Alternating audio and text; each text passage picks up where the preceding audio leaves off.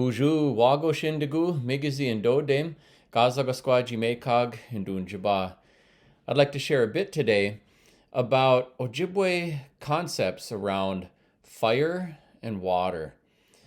I think in many cultures around the world, there's often, a yin and yang. There's, a male and female. Although as human beings, we are complex. Some studies have indicated as many as 26 distinct gender identities. We don't all fit into one neat box.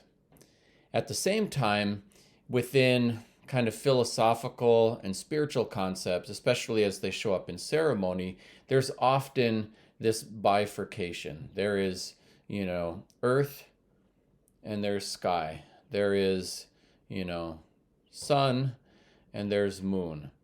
There is fire, there is water, as well as other core elements. And so as we think about this, even something like, photosynthesis, for example, for there to be life, there of course has to be water. And why in many circles, many indigenous cultures will say water is life. It's a statement of fact. But also for something to grow, there needs to be sunlight. So there's this, kind of duality to many things in creation.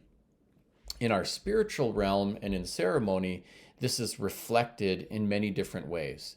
So for example, fire is associated with the sun, is often considered kind of a male spiritual energy in the Ojibwe cosmos.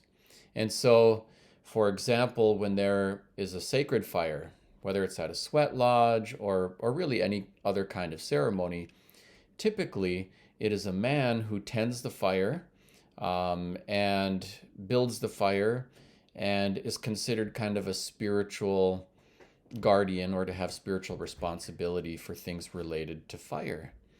And even like as a child, when I was growing up, my mother officiated at moon ceremonies for women, and that was exclusively a female space.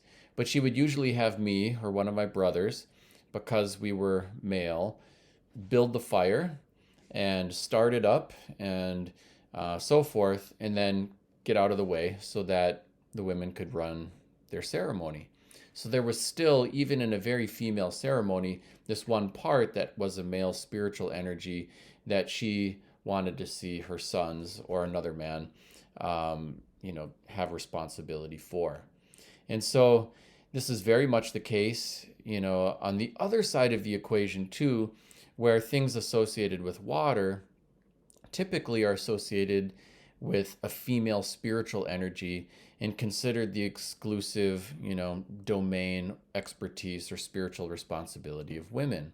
So, for example, a water ceremony and so forth, often it is women who are selected to lead and speak and so forth.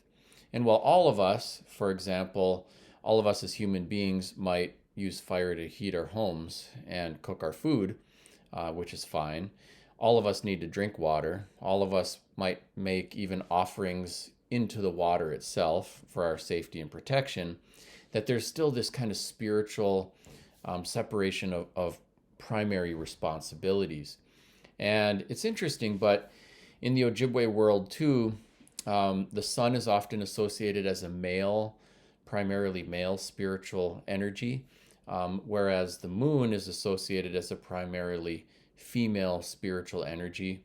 And the earth is also often associated as a primarily female spiritual energy.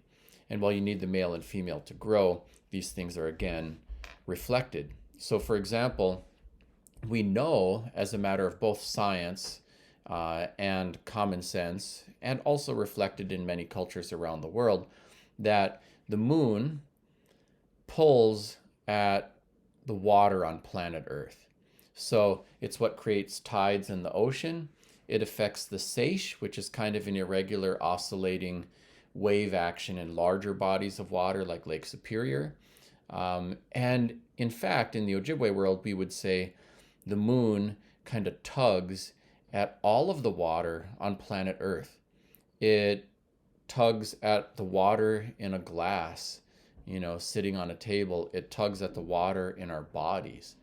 When there's a full moon, then a lot of people have trouble sleeping, as it is, the moon itself is pulling at the water inside of us, but it's pulling at spiritual energy inside of us as well.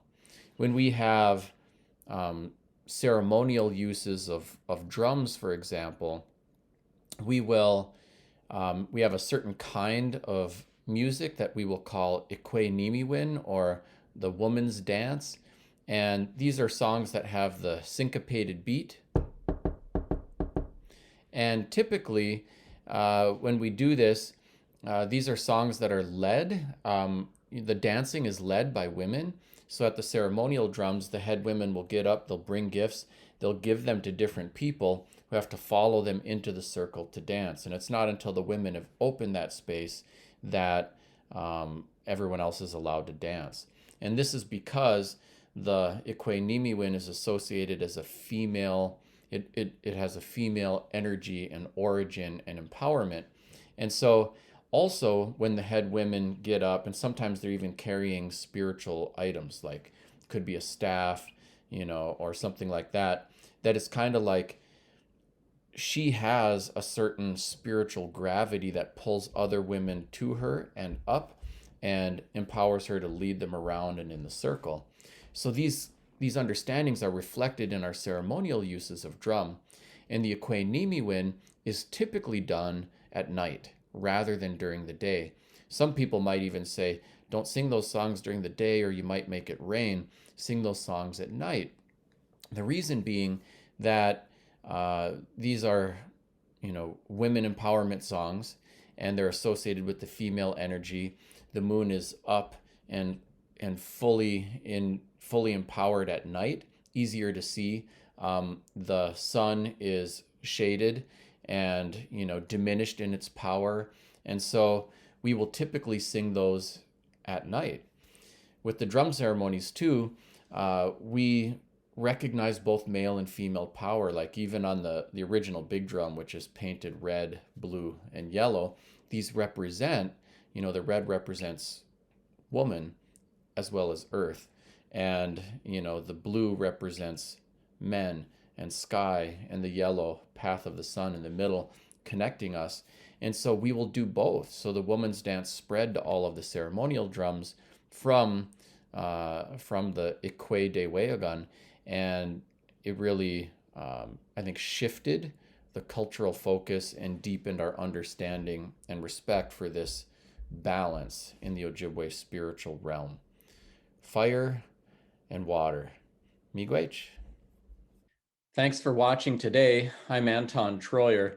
Let's keep in touch. I'm active on social media, and my website has lots of information on my books, speaking engagements, free Ojibwe language resources, resources for teachers, and more. Miigwech.